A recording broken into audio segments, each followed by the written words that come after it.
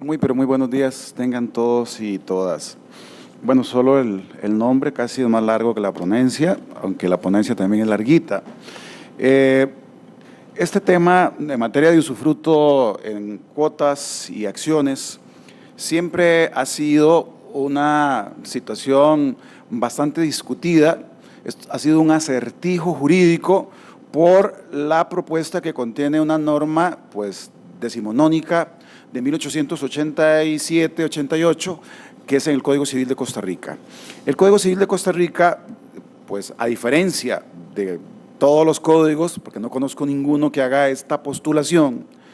determina que en el caso de usufructo de bienes muebles o de una colectividad comprensiva de bienes muebles e inmuebles, solo podrá constituirse por testamento. Y una vez constituido así, es transmisible como el usufructo de bienes inmuebles. Pues esta disposición, repito, la propone el legislador costarricense y entonces generó una serie de inconsistencias, de dudas que se han mantenido por los años, por mucho tiempo. Siempre hay esa consulta sobre si el usufructo de acciones solo es posible constituirse por esta vía.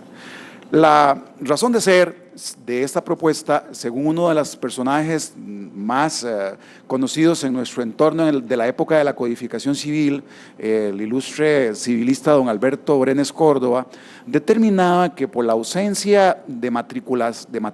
sobre todo en la época esta de los muebles, que era más determinante, más seguro hacerlo por la vía mortis causa. Desde luego que aquí el punto referencial es determinar si los bienes muebles estaría incluyendo lógicamente a los derechos que propiamente tiene que ver con el tema del objeto del usufructo, que en este caso estaríamos en esa disyuntiva de si las acciones son bienes o son derechos. Y eso lo veremos dentro de un momentito, si me da tiempo. Ok, entonces, al provenir esta postulación de un acto mortis causa, sabemos que está referido a una serie de limitaciones. Los actos mortis causa como el testamento son ad solemnitatem, son sumamente formales y sobre todo que lógicamente tiene que haber un fallecido, un causante para que pueda existir esa transmisión de un elemento tan importante a nivel funcional como es lógicamente los bienes mobiliarios, las acciones, con una función y finalidad económica de enorme calado práctico. De manera que casarnos con la idea de que solamente puede ser por testamento, pues es toda una reversión y una limitación tremenda para este tipo de negocios, ¿no? Entonces, paulatinamente, pues esta disyuntiva se ha venido a diluir a nivel positivo con la implementación del Código de Comercio en el año 1964. El Código de Comercio de Costa Rica pues contempla varios artículos donde regulan de una manera pues no tan metódica, pero sí se reconoce el tema de los derechos del usufructuario de una manera muy general y también la participación en las asambleas. Y en ese sentido pues es importante ya para tal vez tomar en consideración simplemente de una manera muy resumida los aspectos operativos, dos situaciones muy importantes. En primer lugar, las relaciones internas y externas que se da con el usufructo. Respecto a relaciones externas, me refiero a un trinomio, que ese trinomio sería usufructuario, nudo propietario y la sociedad. La sociedad como inicialmente ad initio podría ser como una especie de deudora, porque precisamente los derechos que provienen del usufructo normalmente, pues el determinante son los dividendos, a que tendría posibilidad de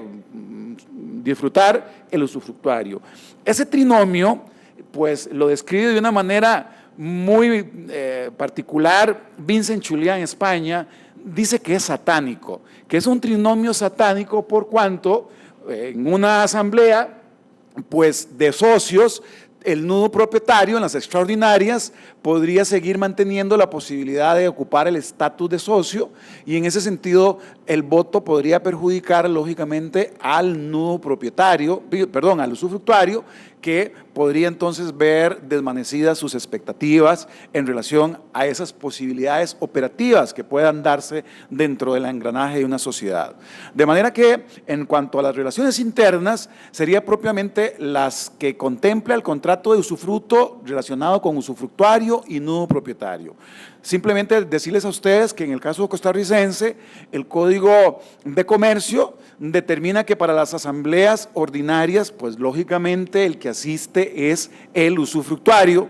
porque ahí se discute los dividendos, la entrega de lo que tiene que ver del informe de labores anual, de los balances, etcétera, y por ser, pues lógicamente, una situación donde está de por medio la posibilidad de discutir la rentabilidad del año fiscal, entonces en ese caso le corresponde al usufructuario. Y respecto a las extraordinarias, le correspondería al nudo propietario, quien sigue manteniendo lógicamente la condición de socio. Sin embargo, esta situación nos lleva también a una discusión muy interesante,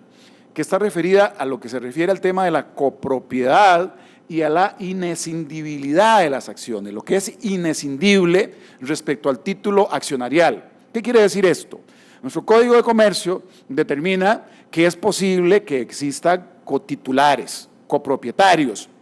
lo que genera pues algún grado de problema es lógicamente la legitimación para operar dentro de lo que es una asamblea o ante la sociedad respecto a esos derechos corporativos y patrimoniales que ofrece el título de participación, como lo es el título de valor de la acción. Entonces, en ese sentido, hay que delimitar que no es lo mismo la copropiedad o inescindibilidad de lo que tiene que ver con el derecho de usufructo. Lo que determina que no pueden existir dos legitimados simultáneos es precisamente porque la propia naturaleza y razón de ser, la esencia de lo que es este valor, está referido a la acción a un capital social y lógicamente que como valor mobiliario no puede ser fraccionado y por lo tal siempre tiene que tener un solo vocero o un representante, como algunos tratadistas lo dicen, o en algunos códigos como en el italiano de 1942. Entonces, en ese sentido, podría suceder que también existan fricciones internas entre ellos y que lógicamente pues ese representante tampoco no es tan representante y no es tan representante porque no está actuando únicamente en relación a sus copropietarios que son compadres de acción, sino que lógicamente está de por medio pues un derecho también de él que comparte con ellos, de manera que es una representación muy sui generis en el sentido de cómo se presenta en estas situaciones. Y en el caso del usufructo, pues no tendría ningún tipo de choque o problema, porque hay lógicamente que una posición totalmente distinta entre lo que es la titularidad a lo que es el uso y disfrute referido a la percepción de los dividendos que pueda generar la acción. En suma, en conclusión, lo que les puedo decir es que de acuerdo a lo que se propone en la ponencia, pues no existiría ningún impedimento para que en Costa Rica se pueda lógicamente transmitir inter vivos y no solamente mortis causa, como lo dice el Código Civil,